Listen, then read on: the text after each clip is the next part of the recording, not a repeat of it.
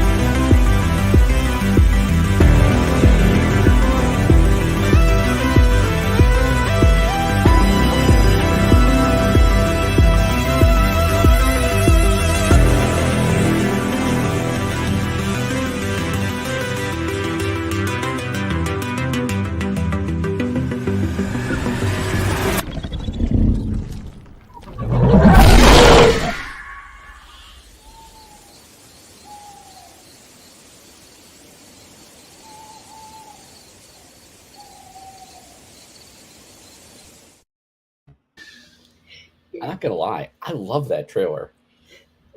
Yes, me Tell too. the team good work on that one. I really wanted to start with that because now it feels like an episode of Stranger Things is starting and it's our live stream. Yeah, I didn't. I mean, I love Stranger Things as a TV show quite a bit, and I didn't realize how much I loved it until I saw my name against the background music, which is incredibly self-centered of me. But seeing it's there, it's like, oh yes, all of the time I spent on this game, I would have done for that 5 seconds. Oh my god. Yeah. Before we start talking about the game, can you just talk a little bit about your relationship with Stranger Things? Yeah, I fell in love with the first season when it came out. I saw someone in the comments talked about spoilers or something. We're going to talk about season one, a little bit about season two. There'll be mild spoilers. The assumption is you've seen them or at least passingly familiar. Um, the characters in Stranger Things are basically the age that I was at the same time. I think they're a year younger, but essentially they're the same age. And that opening scene where they're down in Mike's basement playing D&D and his mom's calling for dinner and everything, like the kitchen timer in the kitchen is the kitchen timer my mom had in 1982. I had to pause the show after that scene when my wife's like, "Are you okay?" I'm like, "I just time traveled. I need a minute here." And I just kind of fell in love. The show was written for me. And so then getting a chance to work on it is just phenomenal. And how was it working with well, they say never meet your heroes, but how was it? It was actually great, and they reached out to me.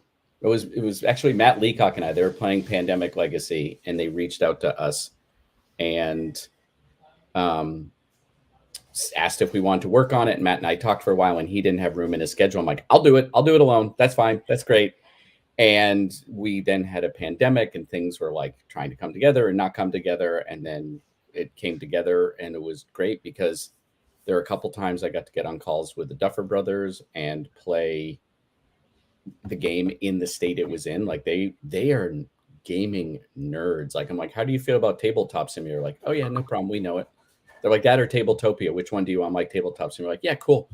And they jumped on and they're moving stuff and flipping cards and they played it and gave feedback. And it wasn't like usual designer, I mean, like creator TV feedback. They were like, okay, we have a little concern that in repeat plays, this character is going to be in balance with this and that. And I was like, okay, actually, all very good notes.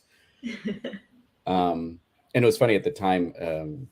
they started talking about season 4, which they were in pre-production and trying to figure out how to film it during the pandemic. And I remember they were just talking about it like it was great. Like I knew everything, and so I got some early spoilers on that, which was nice. Yeah. Well, I'm not done watching it yet, so don't spoil it for me. I will I'm a, not. I will not talk about season 3 or season 4 at all. This game, in fact, is two games in one. It's a season 1 game and a season 2 game. There, we'll get into like the differences. The rule set is 90% the same, but it's tweaked. It's almost like different scenarios with a couple different rules.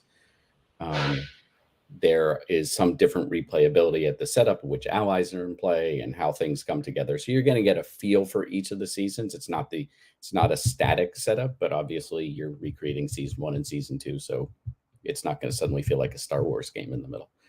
Yeah.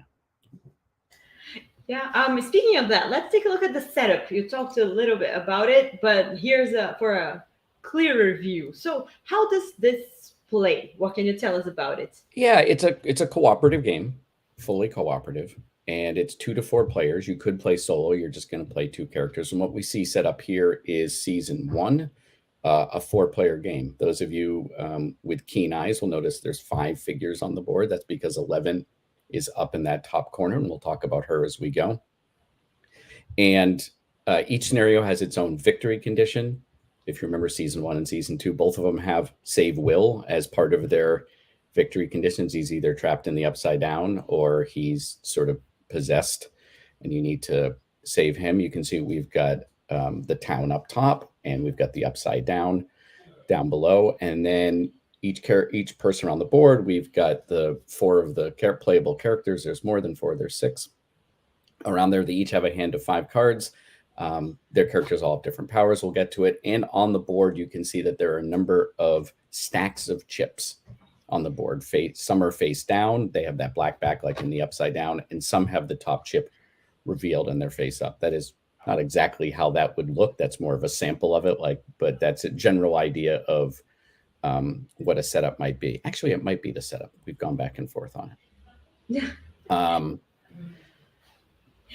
In the game, I'll give you a real top level while we're looking at cards and chips and things like that. Each player is going to take a turn. On your turn, you're going to move to a different location on the board. You can see there's locations in different places. Each location lets you do a choice of actions. Sometimes that choice is taken away from you if there's a monster in that space, because it's not like, yo, Demogorgon, 1 second, I want to kind of go shopping here and pick up some items. So if there's a monster in your space, you have to fight him.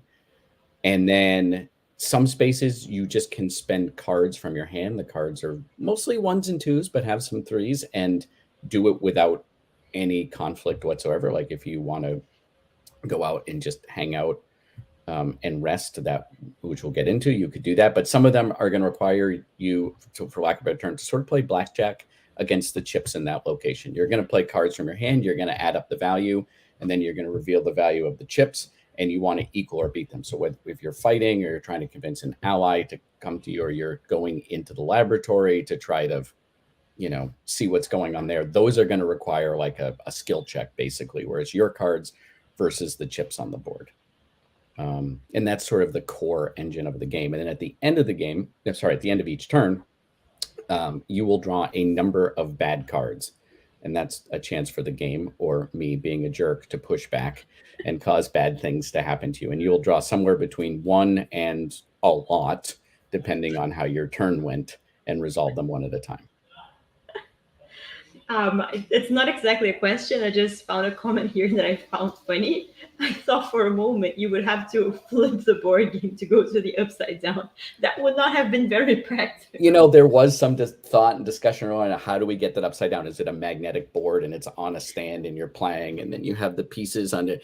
And we decided not only would it add immeasurable costs to the game, but it would also cause like severe neck injuries and be sort of unplayable. So no, we'll get to it in a second, but the backside of the board is the other season. So it's like in 2 upside downs, it's 4-dimensional.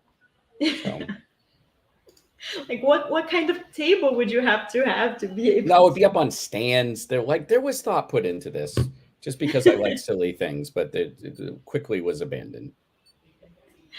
Yeah. Well, we see a few of the characters here. Let's take a closer look at them. Oh, no, sorry. First, we'll see the board. You Yeah. talked about this already, about the board flipping.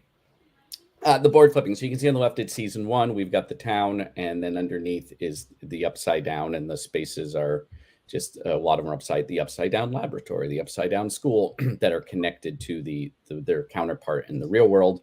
And then when you go to season 2, some of the spaces change in the town, and then you've got more of those tunnels with the vines that were underneath the town in season 2. Remember, they were causing pumpkin blight at the beginning of the season. Yeah. Can you guys from the audience guess which is season 1 and which is season 2? I'm not sure it's that visible, but it's the left one. The one in the left is season 1. The one in the right is season 2, correct? Right.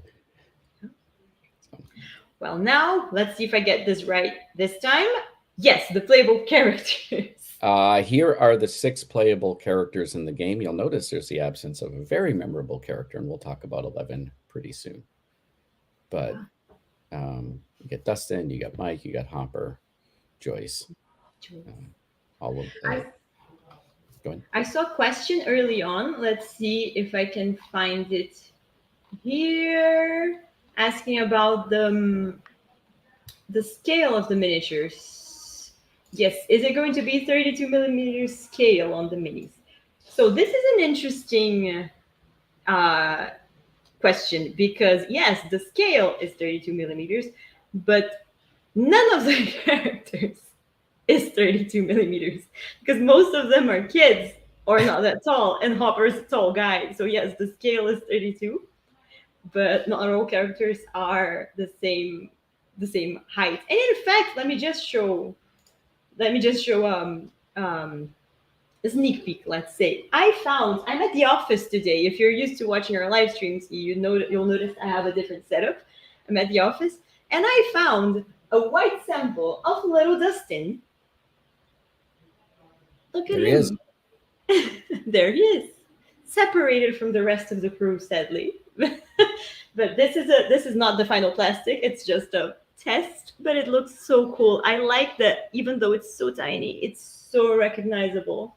Dustin is one of my favorite characters personally. Oh, Dustin's great. I also saw in the question that someone asked about no Max or no Steve. If you remember, Steve in the first season is not really a hero. He's kind of a jerk, and then he has a face turn. He becomes a good guy towards the end of that season. So it could be debatable he was a main character in season 2, but we needed the miniatures to work in both. So we'll get to it. He's an ally that you can have with you, as well as Max in season 2 is an ally. But both of them, if we were doing a season 3 or season 4, would definitely be main characters. But in season 1 and 2, they sort of come into view as sort of secondary characters who become main characters. Yeah, it's now that you mention it, yeah, I remember. It's been so long, and I just love Steve so much at this point that I completely forgot he was not a great guy in season 1. No, he was a real jerk in season 1. And he was actually had a pretty good character arc. I believe it's partly because the actor is so charming. They started writing to his performance, and they're like, "Oh, he needs to be more of a good guy," and he just went along with it. Yeah. Well, let's see their dashboards. Yep. The playable characters. You will have a dashboard for each, and how do these work? You have a little dashboard. These are, Mike and Jim. Tells you your starting location on the boards and what your movement is. Almost everyone has a movement of 1, which lets you go to adjacent space. You can boost that by playing cards from your hand. And then you get a power underneath it, which we'll circle back to in a second. And then you have a fear track. Fear track in the game is what happens when you try to play blackjack against the chips and you miss. Depending on how much you missed by, you'll take that amount of fear. Or at the end of the turn, when the bad cards are coming out, you may take fear. If any character ever gets to the X at the end, the game ends in a loss. Not any one character. You need the whole team to stay alive and together. And then underneath it shows that you can have 2 items and then as many allies as you want. And then each one has a power which lets him do something else. Jim's is pretty obvious. Even if you've played games before, he can tank on and take the fear from other people. He's the adult protecting the kid. So if Jim's on a space with Mike. Mike tries something and it fails, and Mike would normally take 3 fear. Jim can take that fear, and you can see his fear track is longer because he's Hopper, and he can sort of just, put everyone else's mistakes on his back. So the person playing Hopper goes around and sort of watches out and protects people. Whereas Mike has a close bond with 11. We're going to look at how the help 11 power works in a second. Most of the time you need to go to a specific location to ask 11 for help, but Mike can do it anywhere as long as the foe isn't there. So.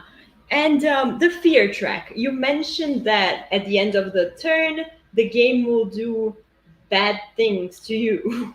Yeah, we'll cover those in a little bit. But yeah, what's going to happen is we don't have a copy of the cards that you play on your turn, but they're numbered 1, 2, and if you're lucky, you've got a 3, and they may have 2 other icons on them. The first one is, I believe it's a walkie-talkie symbol, which means it's a friend's card, which means if you're on a space with another player character's pawn, then the card value is 1 higher, right?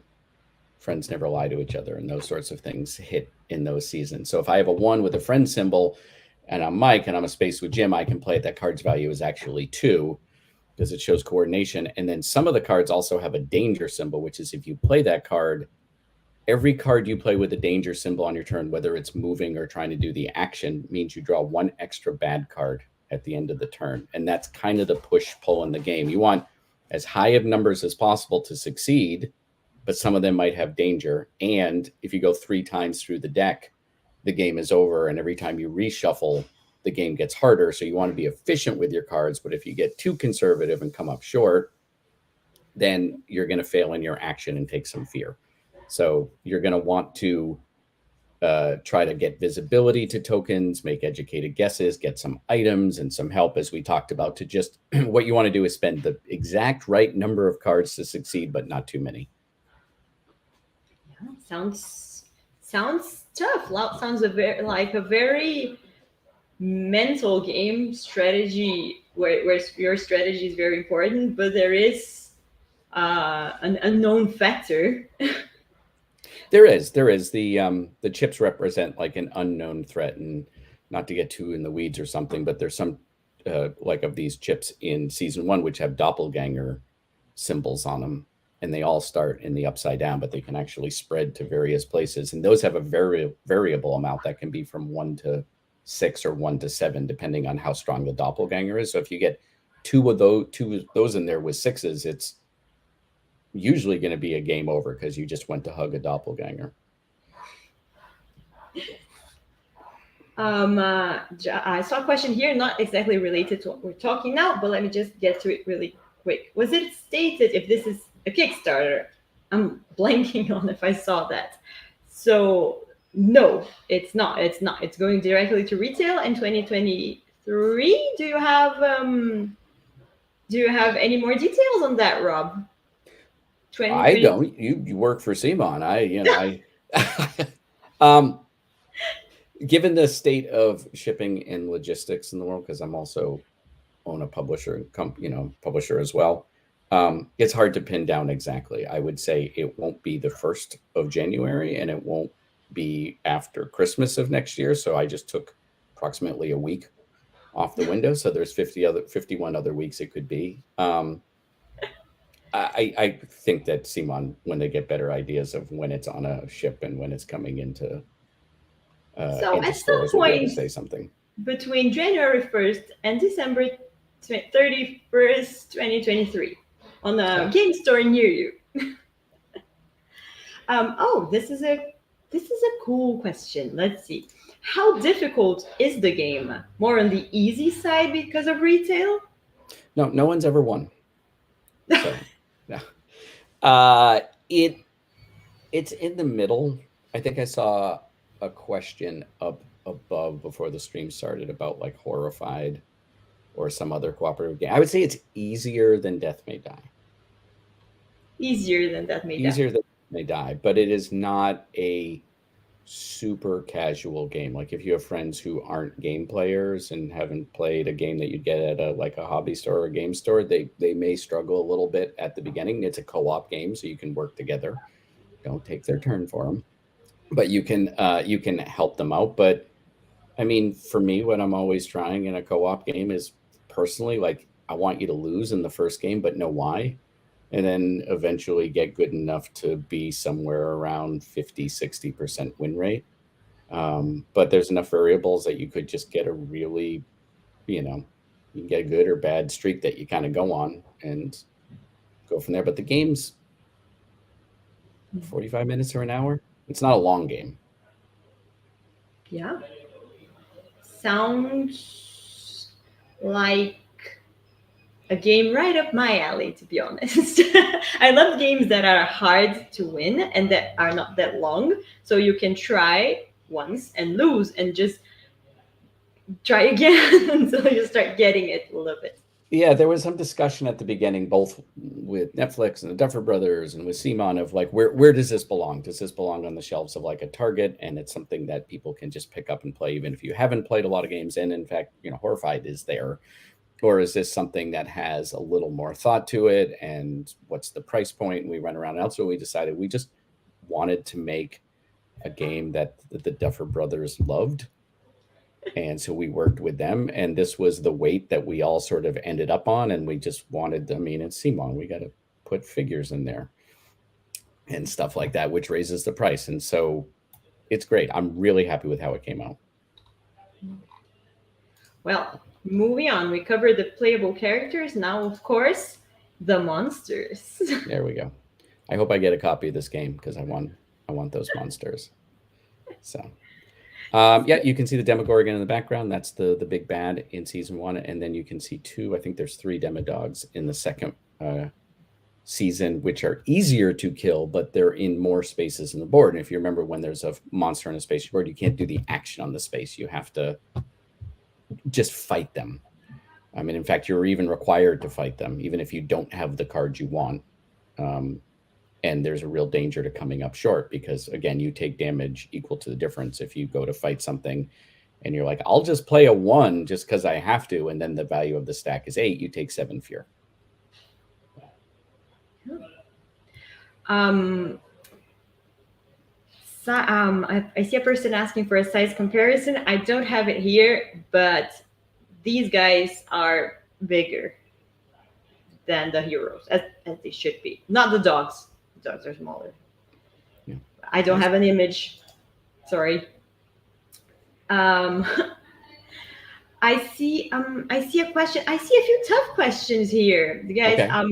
I see a few questions about release and not game design. So we'll try to cover these, but keep in mind that Rob is the designer of the game.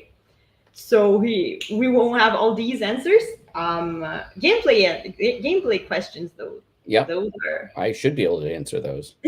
should be, if there is one person who should be able to answer. Actually, there's those. one person who answers. It's your in-house developer because they played it, like a couple hundred times.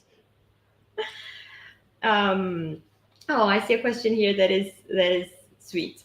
How was it to work with Netflix and the creators of the series? Did they usually play modern board games? Yeah, I mentioned at the beginning they are gamers. Like they came in and they said like, oh, it's a cooperative. I said it's a cooperative game. And they're like, that's great. And they're like, well, I don't think it should be as hard as Antoine Bowles' Ghost Stories because that's too hard. I mean, we've learned to master it, but I think maybe more than Pandemic. But like, but like a show like they know their games. They weren't messing around, and they were kind of in shutdown in the pandemic, and they were playing a lot of board games. They actually said that when they sold Stranger Things in, they wanted 2 things. They wanted a pinball machine for Stranger Things, and they wanted a board game of Stranger Things that was like not a co-brand, like Stranger Things, along with an existing co-brand. And they had their pinball machine, and so they're looking for the other one. So I was like, oh man. Well, first of all, I want a pinball machine too, but let me help you get the game that you want.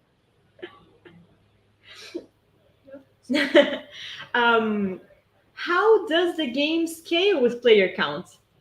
The game plays 2 to 4 players. What happens is the way it's structured, it's a lot like Death May Die. I was kind of working on them in parallel, or I just finished Death May Die when I started this. Is the bad guys take a turn after every player's turn, so the game doesn't necessarily know how many players there are. And I don't have the rules in front of me, so I can't remember. You have to remember, I finished this game in spring of 2021, summer of 2021. So it's been 15 months. I believe the hand size is different for different player counts. So if you have fewer players, you have more cards in your hand because you can't rely on other people to do things. So you have more flexibility with the cards that you play. But we played it at all different player counts and different combination of powers. There were 6 characters and up to 4. So what about these 2? What about these 3? What about these 4? Is there any broken character? What if, like, is this the one that's always left on the bench?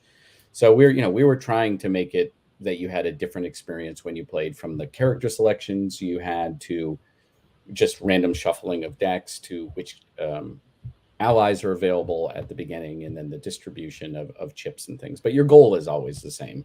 It's just which path are you going to take to succeed. And you can decide, this game I'm going to try for a lot of items, or this game I'm going to try for a lot of allies, or we're going to try to really rescue Will really early in season 2, and then we'll figure out about shutting the gate, or other ones you might want to, like, what's your risk level and how much do you keep the Demogorgon's health at bay because it likes to regenerate, versus just letting it be at high health and avoiding. So there's different strategic ways to tackle it.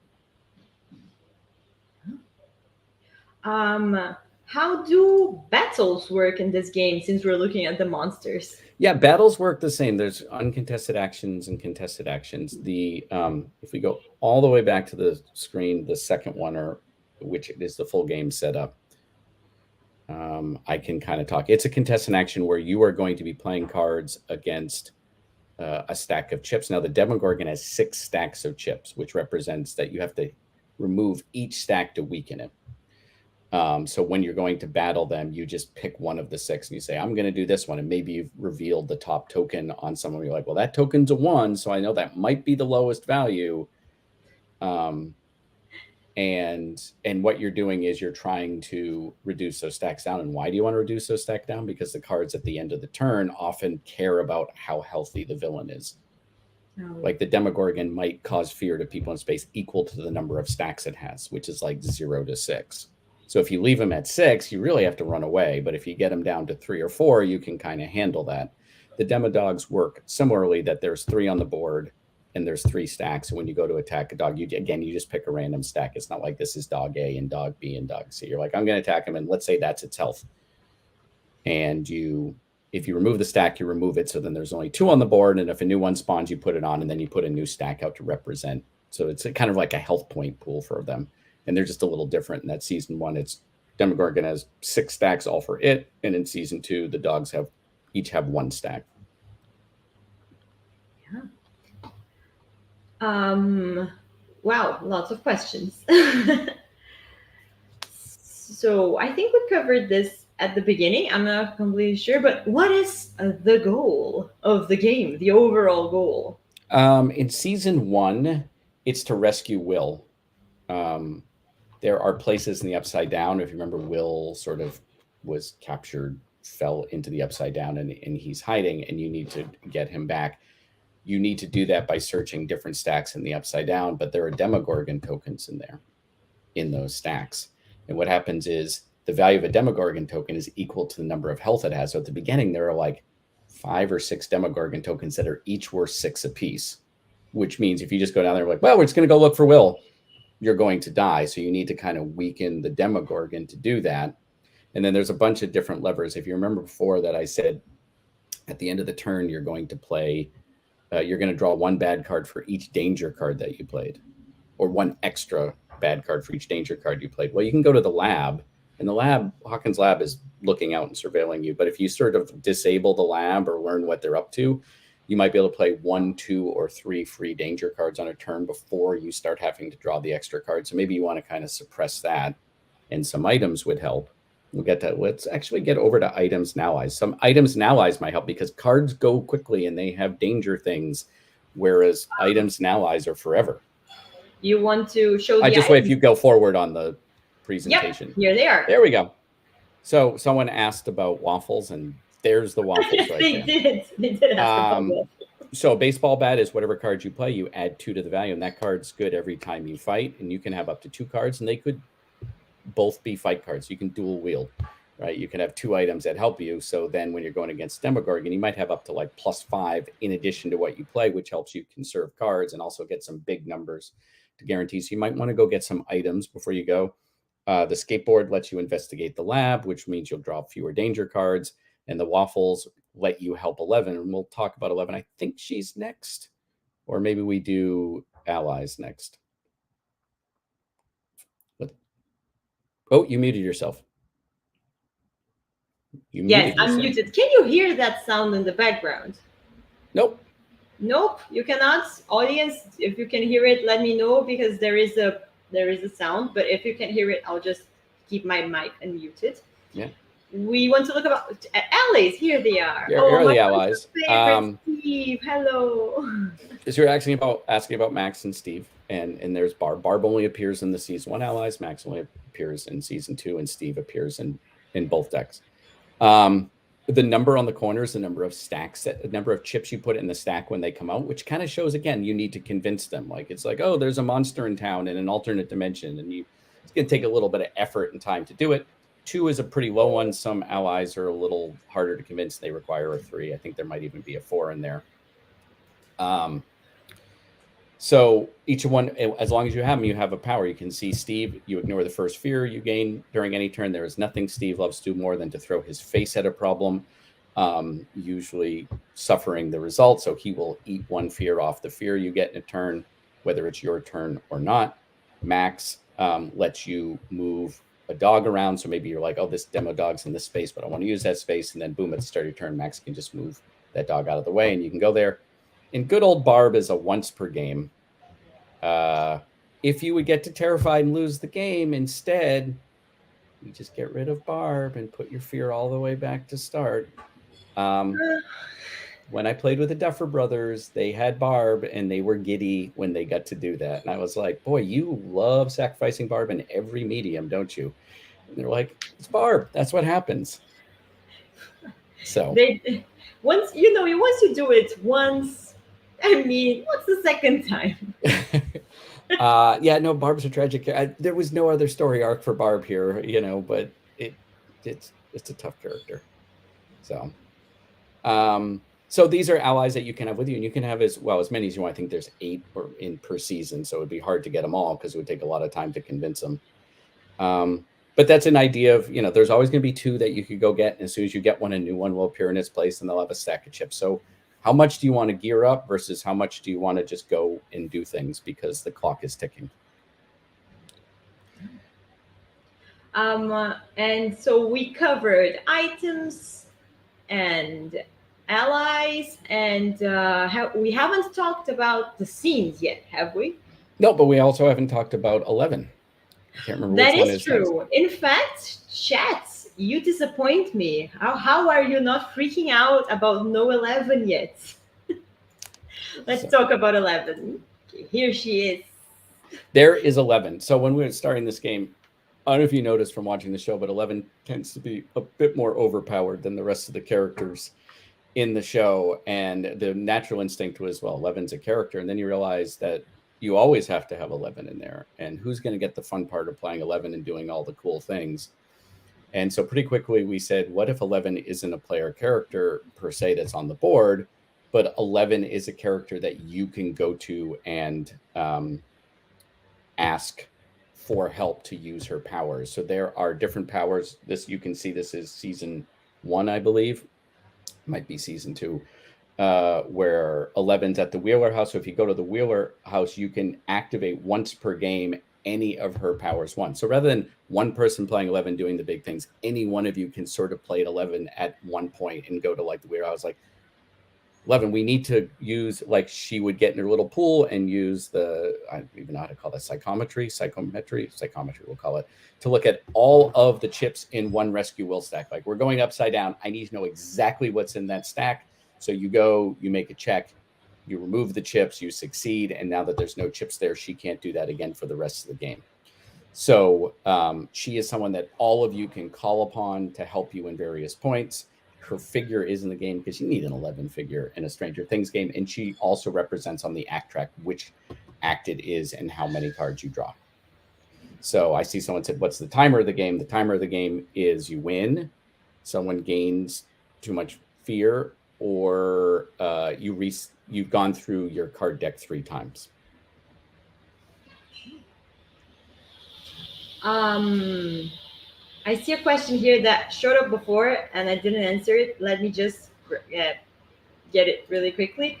Still no word about the number of total miniatures. So I personally I don't know the number of total 11. miniatures, but 11. There's the 6 main characters plus 11 plus a Demogorgon plus 3 Demodogs is 11 miniatures. oh, so you do have that answer. I was like, we have X different scopes, but I'm not sure about the number of miniatures, but you do. So thematically, 11. That's Yeah, cool. 11. 11's all throughout this game. There are 11 miniatures.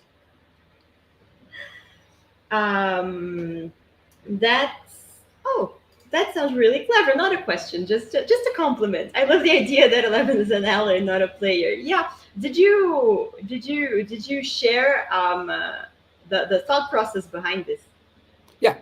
Yeah. So yeah, and like there is like one card, for example, in the I think it's the season 1 deck, which is called Papa, that she has kind of a flashback where he's trying to find her and running away, and when that happens, she freaks out, and you have to remove all the tokens from one of her powers, which sounds great, but you can't activate a power without tokens. So it means out of the 6 powers in the game, there's one you just don't get that game. So you are kind of in a little bit of race for him looking for her, and her sort of like freaking out about her powers. And then, so you could use them early, but you kind of want to use them at the right time. So again, that's another thing we're looking at. Okay. I think the last thing to cover are the scenes. Have we covered everything else? Yeah, these are the bad cards that are at the end, and we're going to kind of walk you through a little bit of an example of what they might be. Yeah, and they are indeed scary. So, these are 2 season 2 ones: the Growing Vines and Terror from the Tunnels, and then the Demogorgon Strikes is a season 1. So you might draw that, and there are multiple instances of cards in the deck. So at the end of your turn, we'll look at the Demogorgon and move the Demogorgon to your location. Then one character in location gains 1 fear. If you're in the upside down, the character gains fear equal to the number of Demogorgon stacks instead, 1 to 6. So if you want to end in the upside down, hope you don't draw that card, or hope you hit the Demogorgon down so it's only going to do 3 or 2 or maybe 4 damage. Or maybe that's your plan. If like, I can take 6, and then on my next turn, I'm going to move and go rest, because you can rest to recover some of your fear, and just hope that you don't get hit again because you're in the upside down. Growing Vines, it's add 1 chip. That's what that little symbol is to each vine stack. But if all 3 slots are empty, nothing happens. So you're kind of keep hosing down the vines, because if you can get them all gone, then they're gone. Like you flamethrow them and they don't grow. But as long as you keep them, they start growing. There's other bad things that happen. Stacks can only contain 4 chips. If you ever have to add an extra one and you can't, each character takes 1 fear instead. So once you get to 4, A, they're hard to remove, and B, it's going to keep saying add, and you can't, so you gain fear. And then Terror from the Tunnels. Spawn 1 demo dog in any tunnel system location if possible. If there's already 3 on the board, you don't do anything. Then you move each demo dog 1 location towards you, so they just start coming towards you, which might be what you want. Maybe you're like, I'll go over here, and if we get any of those cards, they'll run towards me, and then you can go and do the thing you were going to do. So that is an example of some of the scene cards that you get. Now, just to remind people, you'll draw 1 in Act 1, and then 2 in Act 2, and 3 in Act 3. So the game will require you to draw more and more, even if you're doing nothing. And then you'll draw 1 for every danger card that you played on your turn, unless you've been to the lab and sort of gotten ahead of them, and then you know you're being watched. And then you can kind of do some dangerous things without being caught. I see a question here that I think is not that straightforward, but has an interesting angle to it. What's the timer of the game? Like, what are you rushing against? The actual timer where the game will end regardless of anything else that happened is the 3rd time through the player deck. And I guess you could decide that you are going to spend the whole game not playing any of your starting cards and running around and hiding, you're just going to lose. Right? The Demogorgon is just going to hunt you down and shellac you, and you won't be able to do anything like that. So actual time. And finally, I think we're reaching the end here. We only have a few more minutes, but I see a question that feels like the final question. If this is a hit, what's the likelihood we get a season 3 and 4? If it's a hit, the likelihood is very good. I don't know, if it's a hit, I believe Simon, Netflix, the Duffer Brothers, and myself would all love to take a crack at seeing how season 3 and 4 goes here. It would have been too much to put in the first game. Season 1 and 2 felt like the overlap between characters and allies and everything worked really well. The kids hadn't grown that much, so their figures could look the same from season 1 to season 2. It felt like a real natural fit. But I mean, nothing is guaranteed, and I'm not working on anything right now, and no one's asked me to work on it. But if this game comes out and does well, I mean, I think we'd all be happy to see if there's a season 3 and 4.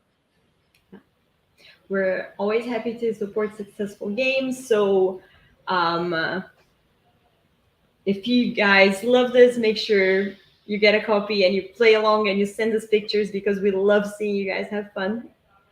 And yeah, I think that's pretty much it. That's what we have for today, right? Wow, we covered. Oh, sorry. I just saw something from Sharky. You're 100% right. Oh, I'm not sure if I should put this on the screen though, because it's a spoiler. Hey, well, if No, I'm assuming anyone who watched 45 minutes of us speaking. Yeah, if at this point you can figure out, as soon as you see that card, you'll say, "Oh, of course." But of course. Well, thank you all so much for joining us. Thank you for joining me, Rob. Any final words before we wrap this up? Oh, thank you for coming around. I don't know what time it is where you are, but it's the middle of the day for most of us, and you took some time to listen to me go on and on. So I always appreciate that. I had a lot of fun making this. It was kind of tough during the pandemic to be doing much of anything, and this was certainly a fun thing to be doing. Yeah, it's always great when you get to work on something that you are passionate about, right? And we can see, like, throughout the stream, we can see that you truly enjoy the show and made sure to incorporate little details in the gameplay.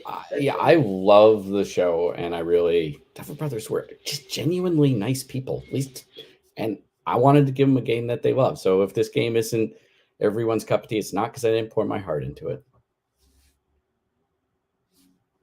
Nope, you're muted again. Well, thank you, and thank you all for joining us, and I hope to see you all very soon. So, bye.